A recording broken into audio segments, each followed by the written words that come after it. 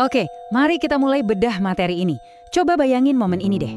Tiba-tiba aja, tanpa aba-aba, jantung kamu berdebar kencang banget. Napas rasanya sesak, kepala keliengan, dan ada rasa takut yang luar biasa intens. Sensasinya tuh seolah-olah ada sesuatu yang amat buruk bakal kejadian detik itu juga. Pasti nakutin banget kan? Nah, di sesi pembahasan kita hari ini, kita bakal membongkar habis-habisan apa yang sebenarnya lagi terjadi di dalam tubuh kamu saat momen menakutkan itu datang menyerang. Waktu ngerasain semua sensasi fisik yang gila-gilaan tadi, pertanyaan pertama yang sering banget teriak di kepala kita adalah, ya ampun, apakah ini serangan jantung? Dan tahu nggak, ini tuh ketakutan yang wajar banget. Gejalanya memang terasa sangat nyata, sangat melumpuhkan, dan rasanya beneran kayak mengancam nyawa.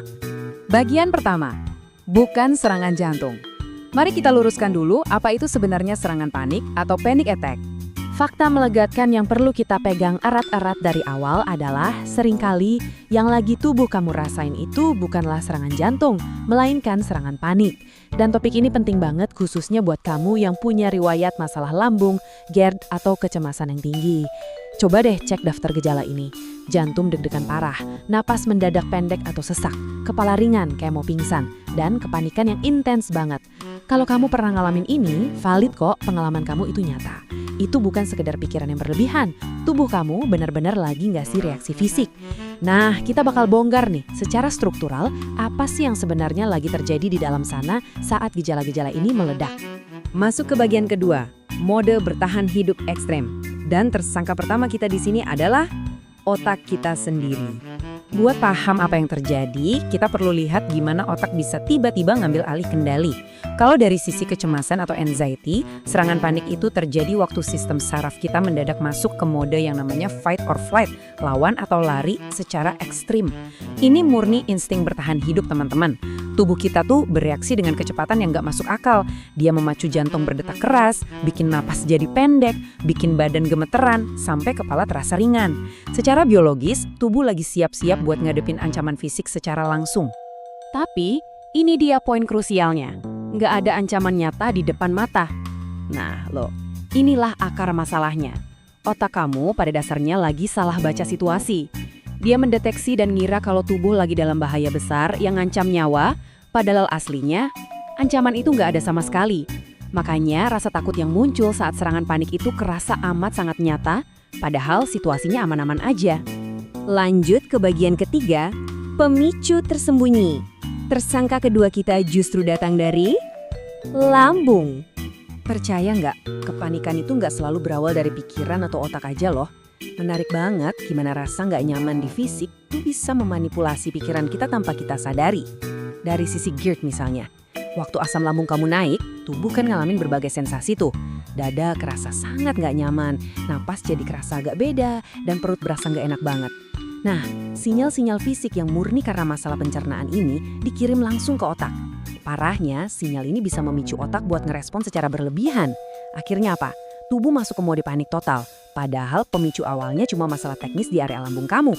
Bayangin ini kayak dua jalur berbeda yang ujung-ujungnya sampai di terminal kepanikan yang sama persis.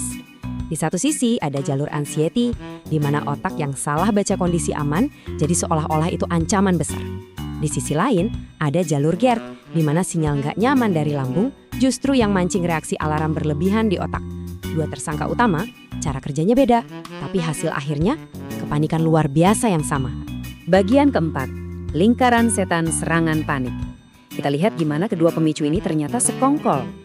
Kalau pemicu-pemicu tadi udah aktif, mereka ini sering banget kerja bareng buat bikin sebuah siklus atau lingkaran setan. Semuanya biasa mulai dari langkah pertama, asam lambung naik. Terus ini langsung bikin badan jadi kerasa nggak nyaman di langkah kedua. Rasa nggak nyaman ini kemudian dorong kita masuk ke langkah ketiga, yaitu munculnya rasa takut. Karena kita ngerasa, wah ada yang salah nih sama badan gue. Begitu rasa takut itu muncul, masuklah kita ke langkah keempat. Jantung berdetak makin cepat, napas makin kacau. Yang anehnya justru bikin gejala awalnya terasa makin kuat. Siklus ini muter terus dengan cepat banget. Makanya serangan panik tuh rasanya kayak badai mendadak yang mustahil dikontrol. Padahal kalau kita bedah kayak gini, kelihatan kan kalau ini aslinya cuma respon fisiologis berantai. Dan kabar baiknya, karena ini berantai, siklus ini bisa banget kita pahami, kita latih, dan kita tenangkan.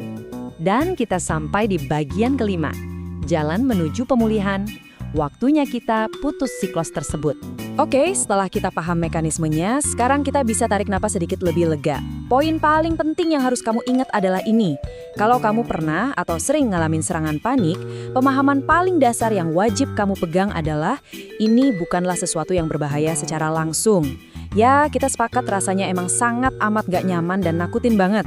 Tapi ingat ya, ini cuma alarm palsu dari sistem pertahanan tubuh kamu. Kamu aman, beneran aman. Nah, supaya bisa pulih seutuhnya, penanganannya tuh harus menyeluruh atau holistik. Pertama, kamu harus mulai paham pola tubuh kamu sendiri.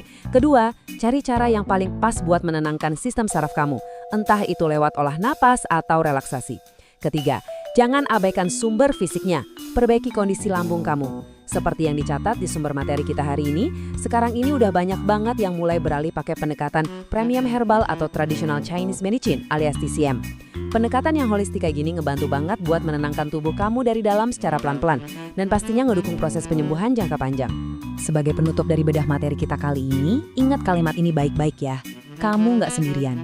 Dan kondisi ini sangat mungkin untuk dipulihkan dengan pendekatan yang tepat. Rasa takut yang kamu alamin itu nyata banget, tapi jalan keluarnya juga sama nyatanya.